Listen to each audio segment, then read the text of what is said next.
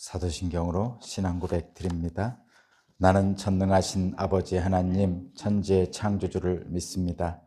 나는 그의 유일하신 아들 우리 주 예수 그리스도를 믿습니다.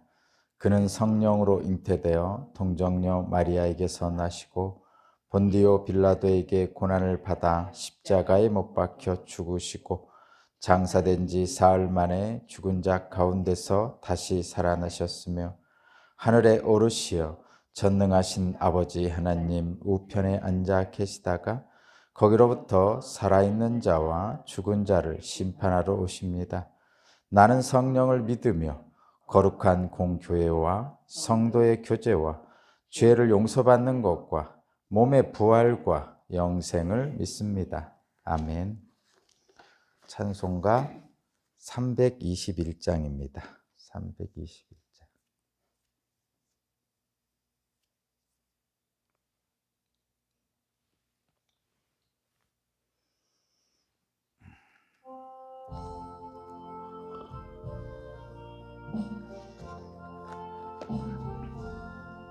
날 대속하신 예수께 내 생명 모두 드리리.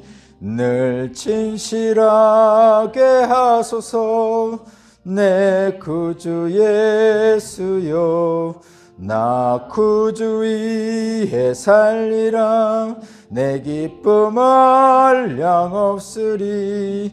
내 갈 길 인도하소서 내 구주 예수여. 날 구원하신 예수를 일평생 의지하오니 날 영접하여 주소서 내 구주 예수여. 나 구주 위에 살리라. 내 기쁨 한량 없으리.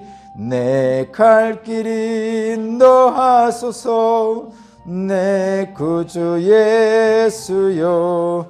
주 십자가에 달리사 날 자유하게 했으니 내 몸과 마음을 주 위에 다 쓰게 하소서. 나 구주 위에 살리라. 내 기쁨 한량 없으리. 내 갈 길 인도하소서 내 구주 예수여. 아멘.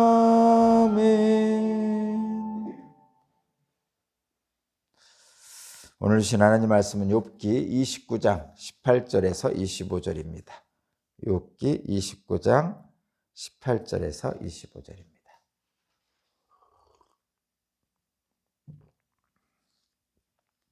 욥기 29장 18절에서 25절까지 말씀을 제가 봉독하겠습니다. 그래서 나는 죽을 때까지 이렇게 건장하게 살 것이다. 소털처럼 많은 나날, 불사조처럼 오래 살 것이다. 나는 뿌리가 물가로 뻗은 나무와 같고 이슬을 먹으면 나무와 같다. 사람마다 늘 나를 칭찬하고 내 정력은 쇠하지 않을 것이다 하고 생각하였건만 사람들은 기대를 가지고 내 말을 듣고 내 의견을 들으려고 잠잠히 기다렸다. 내가 말을 마치면 다시 뒷말이 없고 내 말은 그들 위에 이슬처럼 젖어들었다. 사람들은 내 말을 기다리기를 단비를 기다리듯 하고 농부가 봄비를 기뻐하듯이 내 말을 받아들였다. 내가 미소를 지으면 그들은 새로운 확신을 얻고 내가 웃는 얼굴을 하면 그들은 새로운 용기를 얻었다. 나는 마치 군대를 거리는 왕처럼 슬퍼하는 사람을 위로해 주는 사람처럼 사람들을 돌보고 그들이 갈 길을 정해주곤 하였건만. 아멘.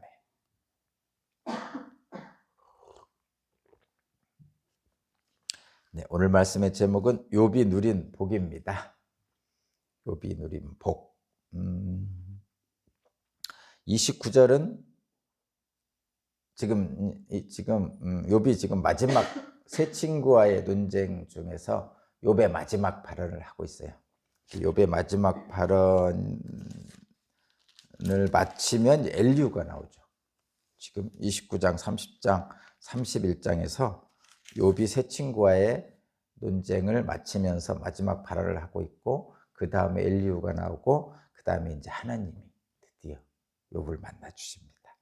근데 이제 세 친구와의 논쟁을 마치면서 욥이 29장에서는 자신이 과거에 누렸던 복에 대해서 지금 얘기하고 있고, 이제 곧 내일부터는 30절은 그런데 이제는, 그러니까 과거에 누린 복이 있었고 이제는 그렇지 않다고 고난을 한탄하는 그런 이야기가 이제 30절부터 시작됩니다. 30장부터.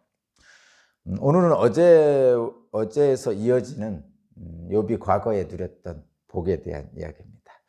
하나님이 빛을 비춰주시던 때, 과거에 하나님이 보호 아래 있을 때 욥은 복을 누렸죠. 복을 누려야 되죠. 어제도 잠깐 말씀드렸는데 부자 돼야죠. 재물도 많고 또 건강도 하고 또 존경도 받고 뭐 지위도 높아지고 권력도 있고 뭐 이런 것들, 또 뭐 후손들도 잘 되고 또 내가 속한 공동체 또는 나라와 국가와 민족이 융성하고 뭐 이런 것들이 복이죠. 복입니다. 그리고 그런 것들은 현실에 이제 나타나야 되는 거죠. 현실에 나타나고 나도 그 속에 속해 있어야 되는 겁니다. 근데 이제 어제도 제가 잠깐 말씀드렸지만 하나님을 아는 것, 머리로 아는 것, 지식으로 아는 것은 쉽지 않습니다. 생각보다. 그것도 쉽지 않죠. 정말 신학자들, 신학대학교 교수들 또는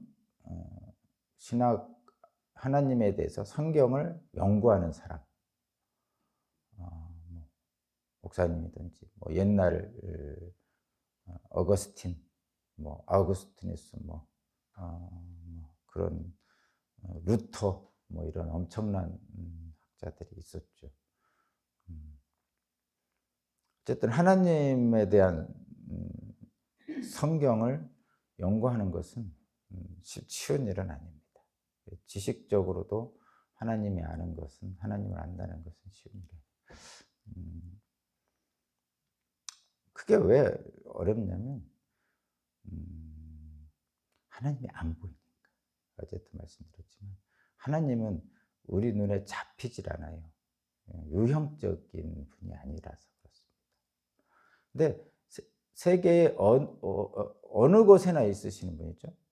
무소부재하시다고 그러잖아요. 어느 곳에나 있으시고 어느 곳에나 또 없으시고 어느 곳에나 있으신 분인데도 불구하고 우리 손에는 안 잡히죠. 우리의 오감으로 느끼기가 어렵습니다.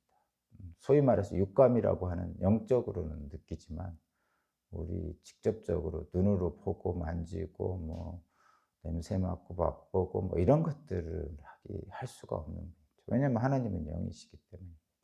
그래서 그렇게 우리 눈에 직접적으로 잡히지 않는, 보이지 않는 하나님이기 때문에 그 하나님을 우리가 볼 수 있는, 그 하나님을 만날 수 있는 거의 유일한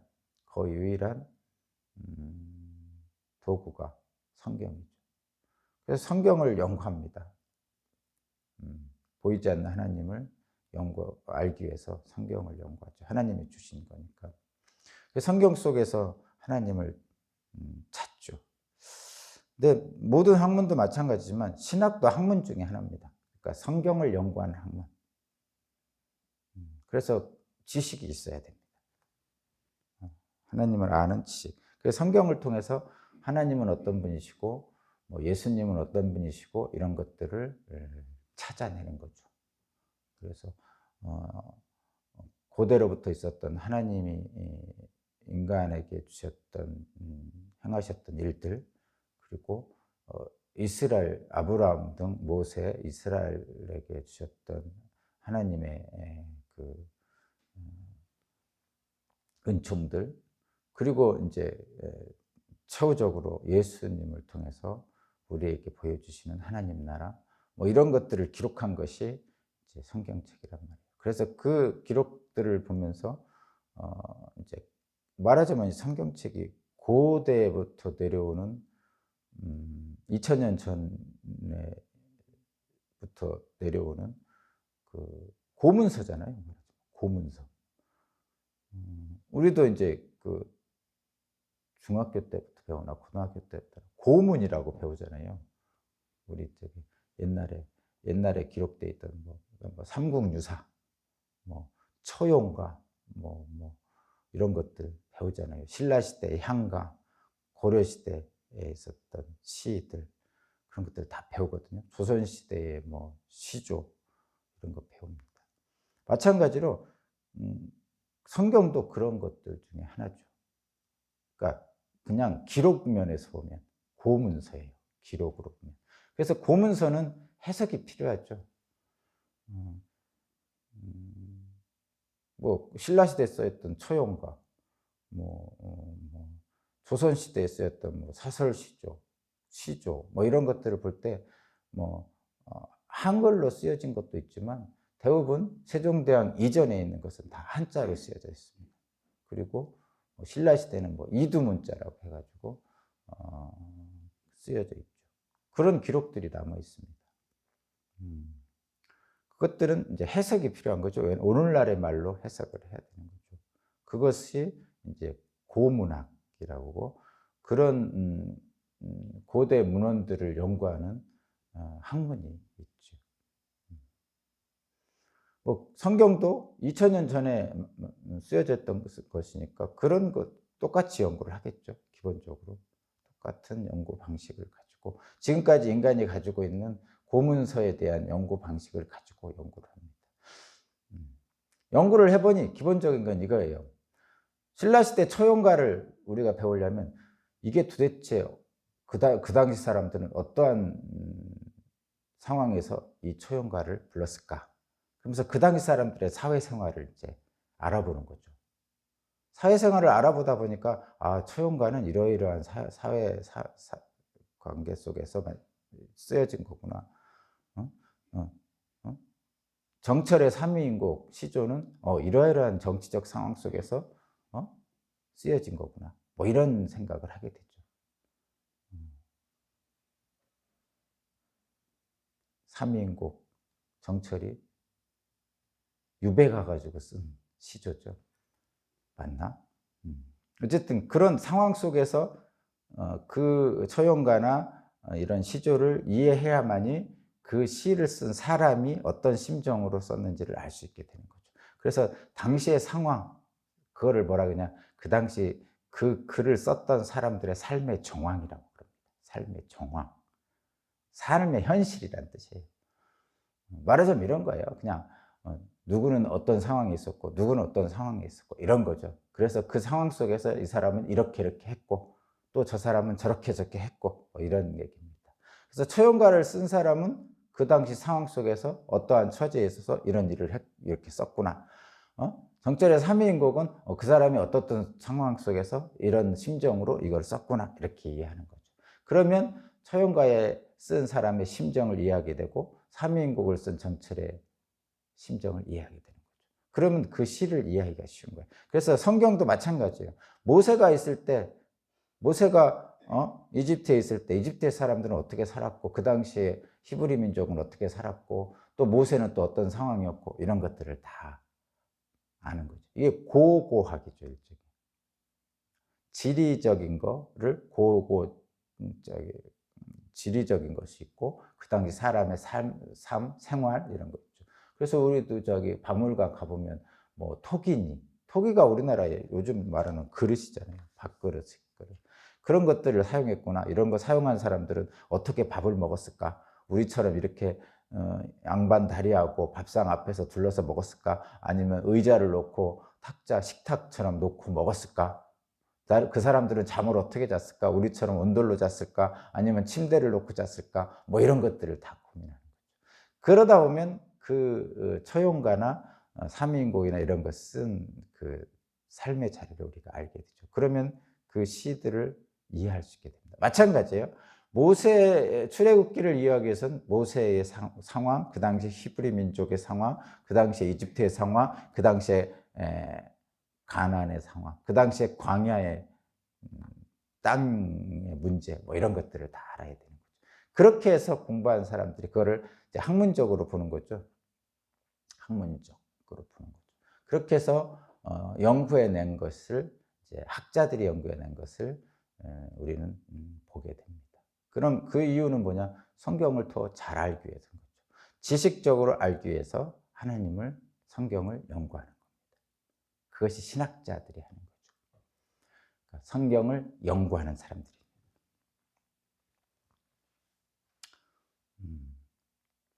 그 다음에 성경을 믿는 사람이 있어요. 하나님을 믿는 사람. 그건 신앙이죠, 신앙. 그러니까 지식적으로 아는 거하고 사실 믿는 거하고는 다른 거죠. 지식은 그냥 공부를 많이 하면 그냥 아는 거예요. 학자죠. 뭐 교수 이런 사람. 뭐 혹시는 모르겠지만 교수 중에 신앙이 없는 사람도 있을 거예요. 그러니까 말하자면 신학대학 교수 중에 신학대학 교수로 성경을 연구하고 유학도 갔다 오고 막 이렇게 했지만 실제로 성경은 빠삭합니다. 빠삭이라는 표현 써도 되나? 박사입니다. 진짜 박사학위 받고 왔어요. 근데 하나님에 대한 믿음이 없는 사람도 있을 수 있다는 얘기죠. 있을 수 있어요. 그래서 믿는다는 것과 아는 것은 완전히 똑같은 것은 아닙니다. 당연히 알면 믿음에 가까이 가는 거지만 믿는다는 것과 아는 것은 같은 것은 아닙니다. 그래서 알긴 알되 믿지 않는 사람도 있을 수 있다 이런 얘기예요. 신학자 중에. 그래서 아는 것과 믿는 것은 다르니까 아는 것 어렵습니다. 보이지 않는 하나님. 그 다음에 믿는 것은 더 어렵죠.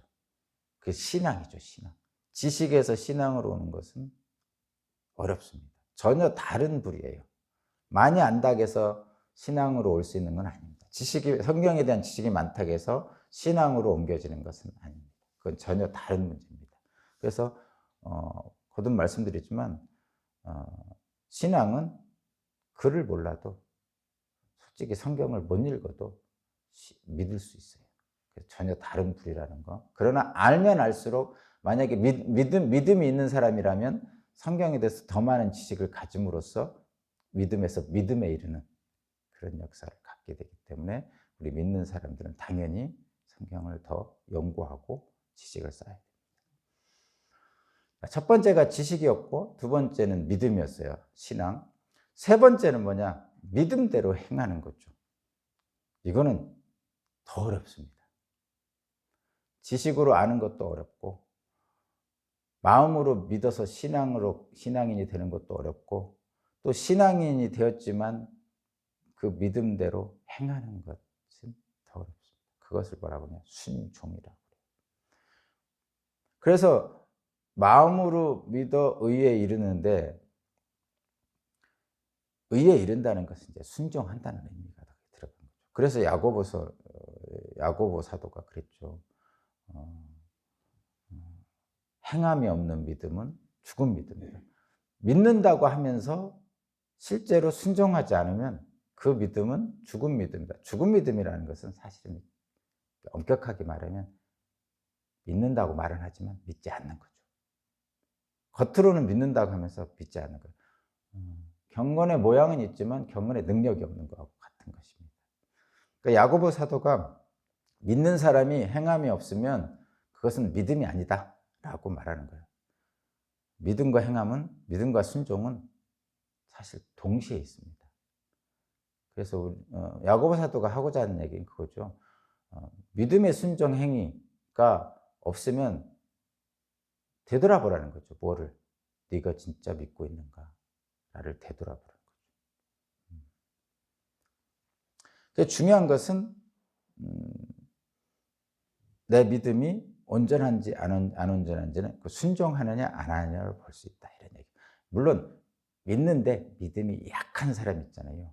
믿음이 약한 사람과 믿음이 강한 사람이 있어요. 당연히 믿음이 온전한 사람들은 당연히 순종을 해서 그 하나님의 말씀대로 행하죠. 그거는 분명합니다. 그런데 믿음이 약하다는 뜻은, 믿음이라는 것을 뭐 정량적으로 이렇게 수치로 나타낼 수 있는 건 아닙니다만은, 우리 인간의 한계가 그런 거죠. 말하자면 양다리 걸치고 있는 거예요. 세상에 한 발, 하나님에게 한 발. 그래서 어떤 때는 하나님 쪽으로 가까이 한 발 뛰고 붙들고 있다가, 한쪽 나중에는 세상 쪽 발을 한 발 뛰고 있다가 이렇게 하는 거죠. 깨금발 짚는 거예요, 말하자면. 그래서 양발을 다 거치고 있어요. 그러면서 자기가 편할 때는 하나님 쪽에 딛고 있고, 유리할 때, 또 세상 유리할 때는 땅 쪽에 딛고 있고, 뭐 이렇게 하는 거죠. 그런 사람을 이제, 그런 사람 중에서 하나님 쪽에 더 많이 딛고 있는 사람을, 더 오래 딛고 있는 사람을 믿음이 좋다고 그러고, 땅 쪽에 더 많이 딛고 있는 사람을 이제 믿음이 좀 약하다, 이렇게 표현하는 거군요. 근데 모든 사람들이 다 왔다 갔다 합니다. 아무리 믿음 좋은 사람도, 예수님은 제가 평가할 수 없고, 예수님 외에 다른 모든 사람들은 다 왔다 갔다 합니다. 다만 어느 쪽이 더 주도적이냐가 차이가 있을 뿐이라고 봅니다. 뭐 모세도 마찬가지고, 다윗도 마찬가지고, 마찬가지죠. 그래서 어떻게 하냐, 우리는 가능하면 하나님 쪽에 더 발을 계속 딛고 있는 시간을 좀 많이 갖자는 것이 이제 믿음의 온전함이고, 저와 여러분들이 그쪽으로 지금 가고 있는 거고, 예수님이 그렇게 우리를 이끌고 있습니다. 성령께서 인도하시는 대로 가는 거죠. 그게 이제, 그래서 믿음과 순종은 사실 하나인데, 그래서 그 왔다 갔다 하는 우리의 마음을 순종의 마음으로 더 가깝게 하기 위해서는 하나님 앞에 대하님을 딛는 발이 더 오래가게 만들어야 된다는 거죠. 그게 어렵다는 거죠. 대부분의 사람들은 세상 쪽에 훨씬 더 중심을 두고 살죠. 아무리 반만만 해도 엄청난 사람이죠. 저도 안 되는 것 같은데. 어쨌든 세상과 하나님을 반반만 해도 엄청난 사람들입니다. 저도 안 되는 거 보면 그렇습니다. 어쨌든 그런 거죠. 그렇게 지금. 근데 이 욥은, 제가 이 얘기를 계속 한 거는, 첫 번째는 지식으로 알 수 있고, 신앙으로 알 수 있고, 순종으로 알 수 있는데, 욥은 사실은 온전한 사람입니다. 온전한 신앙. 최소한 하나님과 세상을 양발을 딛고 있는데, 하나님 쪽에 더 많은 발을 딛고 있는 사람이에요. 그래서 이 사람을 뭐라고 했죠? 흠이 없고 정직하였으며 하나님을 경외하며 악을 멀리하는 사람이다. 이렇게 표현이 된 사람, 대단한 사람이죠. 그런데 이런 사람이 나중에는 탄식하잖아요. 그 고난 속에서. 그러니까 현실의 아픔을 견딜 수 없는 거죠. 그러니까 100%는 아니라는 얘기예요. 예수님은 거의 견디셨죠. 십자가에 죽으실 때. 근데 욥이 이렇게 칭찬을 받았음에도 불구하고 욥도 현실의 자신의 아픔을 한탄할 수밖에 없는 것이 인간의 현실이다. 어쨌든 하나님이 보호 아래에서 욥이 과거에 누렸던 복에 대해서 지금 언급하고 있어요. 오늘 본문이. 근데 이 오늘 본문의 이런 복은 중요합니다. 29장의 이 복은 중요해요. 왜냐하면 이거는 체험이거든요. 하나님을 믿는 믿음으로 사는 사람들이 이런 29장 같은 복을 체험한다는 것은 중요합니다. 욥도 사실은 이런 29장 같은 믿음의 체험이 있었기 때문에 사실은 그 고난을 다 이길 수 있었다는 거죠. 그래서 욥은 과거에 하나님이 빛을 비추실 때, 하나님이 보호 아래 있을 때 누렸던 복에 대해서 지금 얘기하고 있어요. 그 복을 이제 우리 함께 읽으면서 우리도 그런 복을 좀 누리기를 소망하고, 실제로 또 그런 복을 크냐 작냐의 문제지 사실은 다 누리고 있습니다. 믿음의 사람들은. 크냐 작냐의 문제예요. 그러니까 세상적으로 크냐 작냐예요. 세상적으로 큰 것은 뭐 말하자면 이런 거죠. 대통령, 권력, 지위 이런 쪽에서 보면 그게 큰 거죠. 세상으로 볼 땐. 이 좀 작은 교회에서 권력, 교회도 권력이라고 그러나, 하여튼 동네 이장, 뭐 또는 집에서 자녀들에게도 권력을 쓰죠. 힘을 쓴단 말이죠. 그런 것들. 그러니까 크냐 작냐의 문제지, 세상으로 볼 때 크냐 작냐의 문제지, 누리는 복은 사실 다 있습니다. 거꾸로 제가 누리는 복이라고, 그러니까 집안에서 누리는 복을 사람들이 잘 인정을 안 해서 제가 한번 예를 들어볼게요.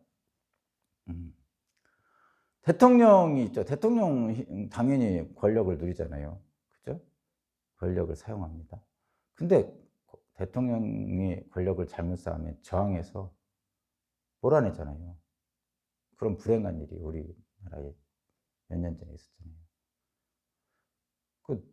잘 권력을 사용해서 누리면 좋았을 텐데 그렇지 못한 경우가 있다는 거죠. 집안에서도 마찬가지죠. 애들이 엄마 아빠 말을 잘 들으면 좋지만 애들이 막 반항하잖아요. 반항하면 그 권력을 누리는 게 아니죠. 그죠? 집안에서 애들이 부모를 존경하고 부모의 말을 잘 듣고 부모의 보호 아래서 잘 성장하는 것이 그 부모가 누리는 권력이죠. 근데 애들이 반항하고 부모 말도 안 듣고 맨날 말썽만 피우고 그러면 부모는 권력을 누리지 못하는 거죠. 자, 이걸 얘기하는 거예요. 누린다는 건 그런 거란 말이죠. 제가 계속 얘기하는 것은 누려야 되는 거예요. 권력을 갖는다 또는 부자가 된다 이 자체는 권력을 부자가 돼서 누리려고 갖는 거 아니에요? 그렇지 않아요? 근데 그것은 권력이든 부든 크고 작은 것은 세상에서 판단할 때 크고 작은 거 있죠. 대단히 부자인 사람, 재벌, 또 그냥 우리 시골에 있는 그냥 작은 부자, 또 이렇게 비교가 되잖아요. 근데 그거는 세상적인 비교일 뿐이지 하나님이 볼 때는 하나님의 부요함이라고 그러잖아요. 부요함. 하나님의 부요함은 뭐 재벌이든 미국의 재벌이든 간에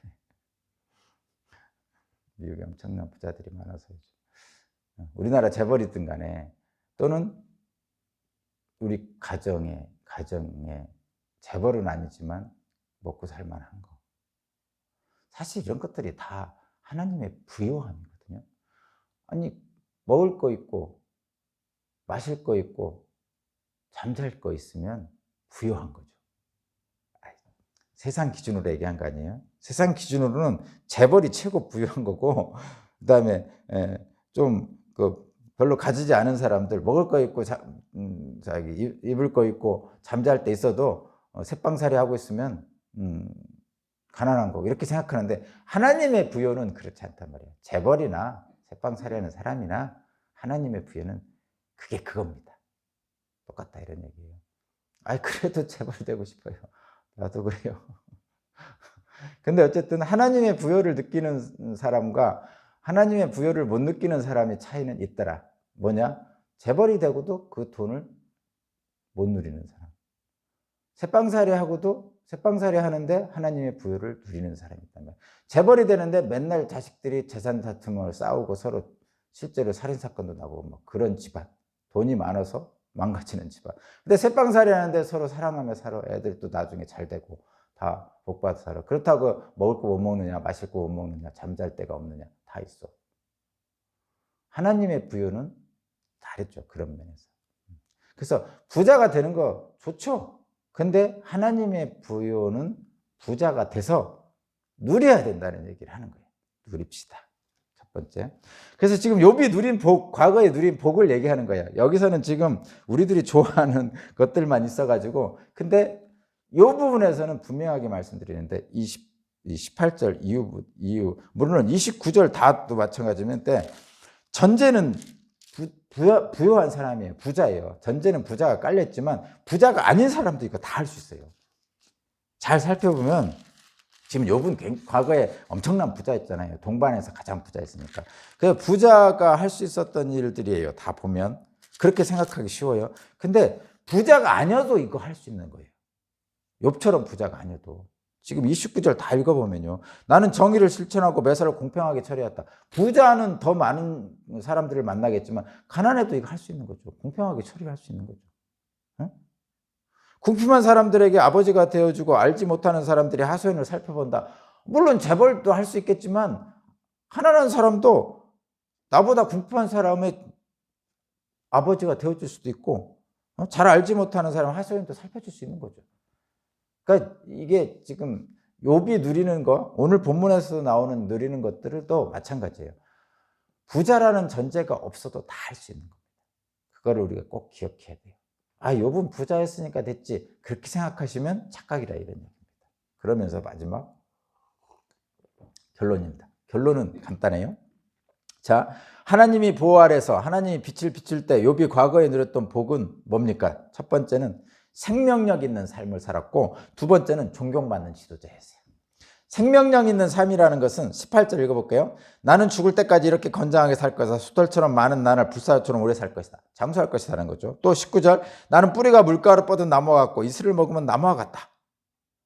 그러니까 뿌리가 물가에 심은 나무가 같다. 이건 뭐 잘 자라겠죠 당연히. 시편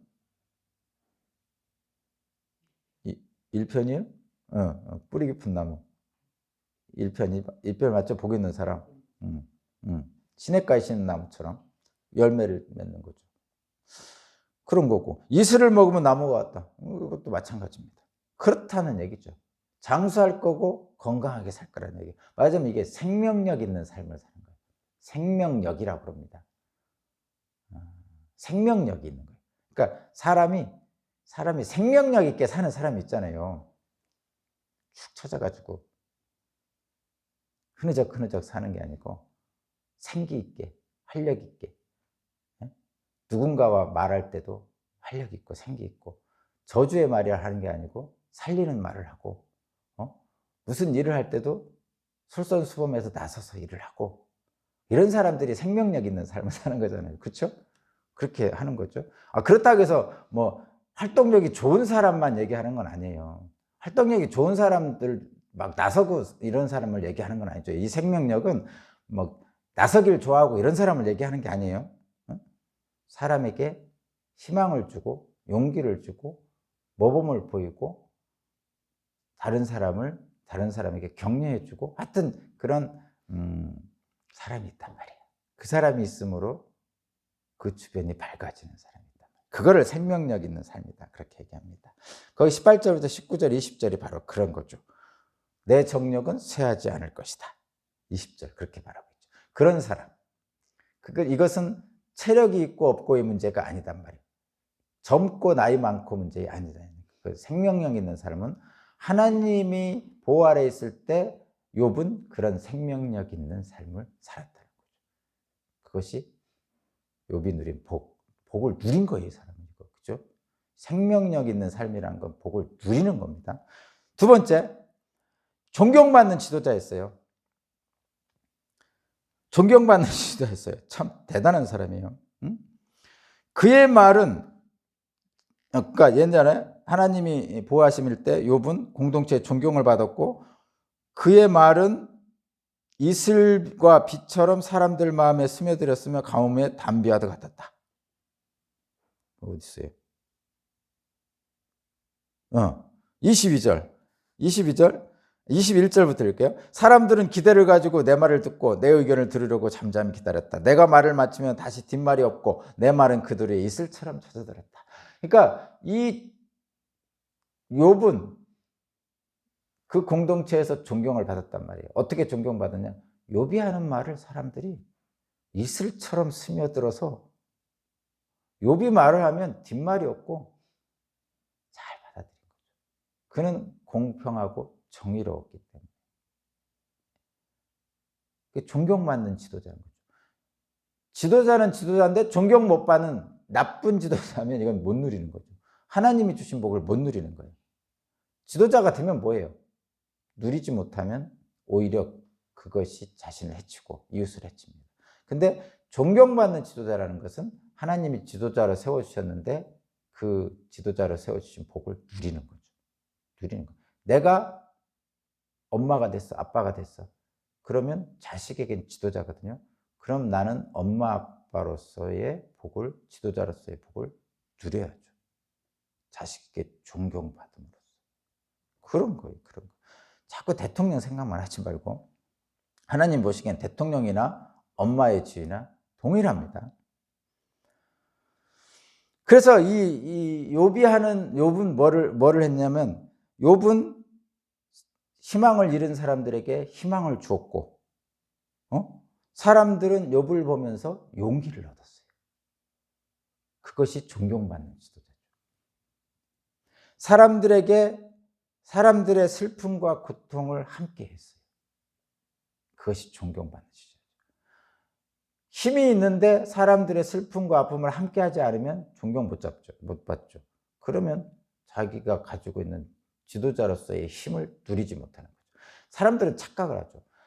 돈을 많이 가져 부자가 됐어. 또는 권력을 가졌어. 지위가 높아. 그러면 그걸 누린다는 것을 사람들은 착각을 합니다. 뭐라고 착각해요? 돈을 많이 벌어 부자가 됐어. 그럼 내 맘대로 막 돈을 쓰는 것을 누린다고 생각해요. 세상 사람은. 권력을 딱 가졌어요. 그러면 누군가 내 적을 굴복시키는 거예요. 칼로 무릎 꿇으라고. 이걸 권력을 누린다고 생각해요. 착각이죠. 이건 누리는 게 아니죠. 만약에 돈을 내 맘대로 막 썼어. 또는 권력을 누군가를 굴복시키는 데 썼어. 그러면 그 사람이 존경받나요? 존경 안 받습니다. 어떻게 해야 돼요?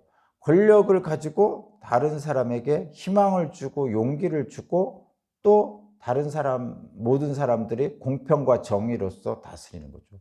그러면 사람들에게 권력자가 존경을 받게 돼요. 그게 누리는 거죠. 왜냐하면 저 사람들도 행복하고 나도 행복한 거죠. 권력으로 누군가를 억압하는 것이 누린다고 생각하면 착각이에요. 그래서 내가 힘만 있었으면 또는 돈만 있었으면 뭐 이렇게 막 표현하는 사람들, 내가 돈만 있었으면 이렇게 표현하는 사람들의 속에는 뭐냐면 그걸 가지고 다른 사람에게 좀 내 폼나게 뭔가를 행사하고 싶은 거죠. 그거는 누리는 게 아니라니까요. 그건 오히려 돈이 있으면 불행해집니다. 그런 사람에게 권력이 있으면 불행해져요.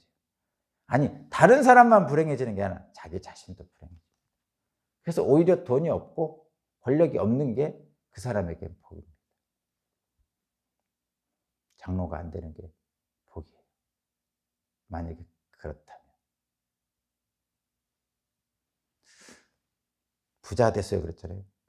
누리는 거는 내가 부자 된 이 돈으로 나도 행복하고 내 가정도 행복하고 내 주변 사람들이 같이 행복한 거죠. 왜죠?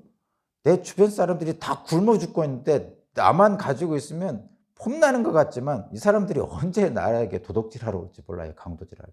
그러면 잘 살겠어요? 저 사람들하고 막으려고 막 성을 막 쌓겠죠. 담을 쌓고.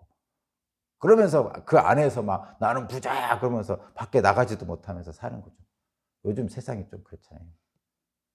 그게 누리는 겁니까? 돈을 많이 가졌으면 많이 가진 사람으로서 다 사람들을 행복하게 하면 내가 밖으로 마음대로 나다니고 막 그 돈으로 서로 잔치 벌이고 먹고 마시고 이렇게 하는 거죠. 그것이 누리는 거죠.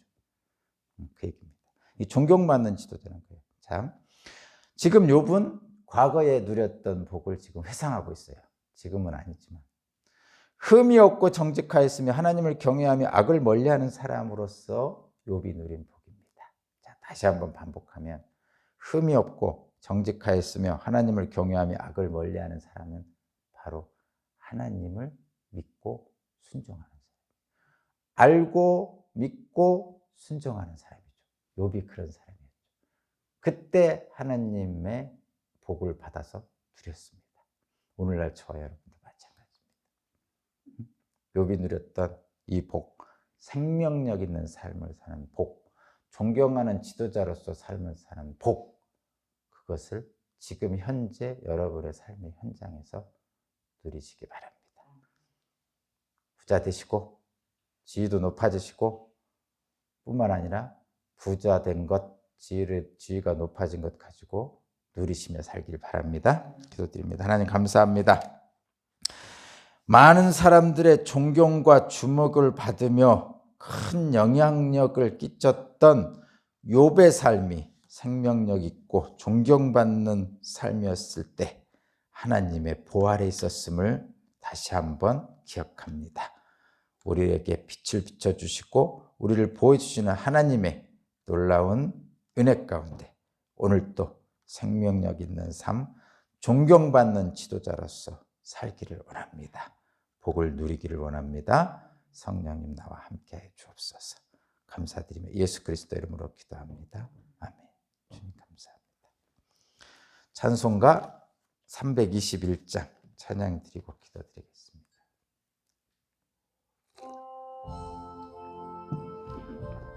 가사를 잘 생각하면서 오늘 본문처럼 날 대속하신 예수께 내 생명 모두 드리니 늘 진실하게 하소서. 내 구주 예수여 나 구주 위에 살리라. 내 기쁨 한량 없으리.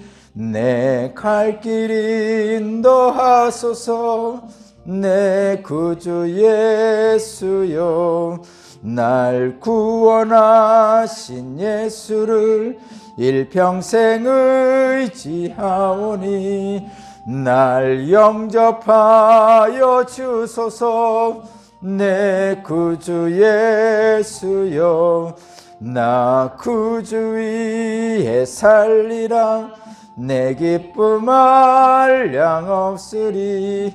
내 갈 길 인도하소서. 내 구주 예수여 우리 주 예수 그리스도 하나님의 아들이시여 오늘도 주님의 말씀을 듣습니다. 주님이 생명력 있는 삶을 살라고 존경받는 지도자로 살라고 선포해 주셨습니다. 선포하셨으니 그 말씀대로 이루어지기를 원합니다. 특별히 이 예배를 드리는 주님의 귀한 자녀들, 주님께서 그들의 마음과 생각을 지켜주셔서 성령의 충만함으로 인도하셔서 하나님이 주신 복을 받을 뿐만 아니라 마음껏 누릴 수 있도록 주님께서 역사하여 주옵소서. 욥이 누렸던 지금은 어렵지만 과거에 하나님을 존경하며 하나님의 빛을 비추며 하나님의 은총을 받았을 때 누렸던 그 복을 기억합니다. 우리도 또한 주님이 주신 복을 기억합니다. 그리고 그 복을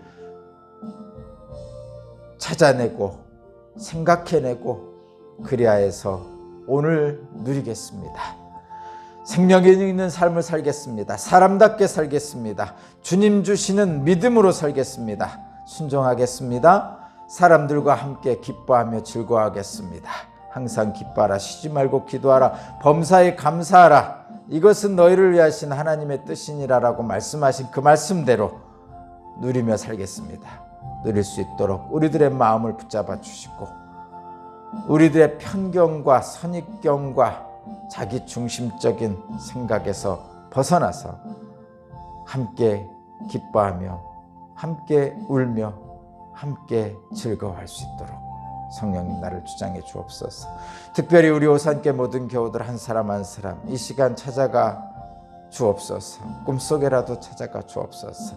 그들의 마음과 생각에 주님 놓지 않게 하시고 기억나게 하시고 하나님 떠나지 않도록 주님 붙잡아 주시고 늘 삶 속에서 주님이 함께 동행하심을 알게 하소서. 피곤한 육체, 연약한 육체, 나이 들어서 낡은 육체 주님 어여삐 여기시고 어루만지시사 셈 주시고 활력을 주시옵소서. 상처받은 영혼들, 고난 영혼들, 갈급한 영혼 성령께서 충만히 채우시고 영혼이 잘된 같이 범사가 잘되고 강건할 수 있도록 이끌어 주소서. 오늘도 주님께 간절히 비옵나니 당신을 찾는 자들에게 복을 주시는 하나님이심을 오늘도 기억하며 그 약속을 붙들고 기도합니다. 주님, 붙들어 주소서. 함께 동행해 주소서. 임마누엘의 주님, 오늘 나를 붙드시고 내가 가는 모든 길에 주님도 동행하셔서 생명력 있고 존경받는 일들로 하나님 일을 감당할 수 있도록 이끌어 주소서. 오늘도 내가 먼저 사랑하고 내가 더 사랑하겠습니다. 주님 감사합니다. 아버지,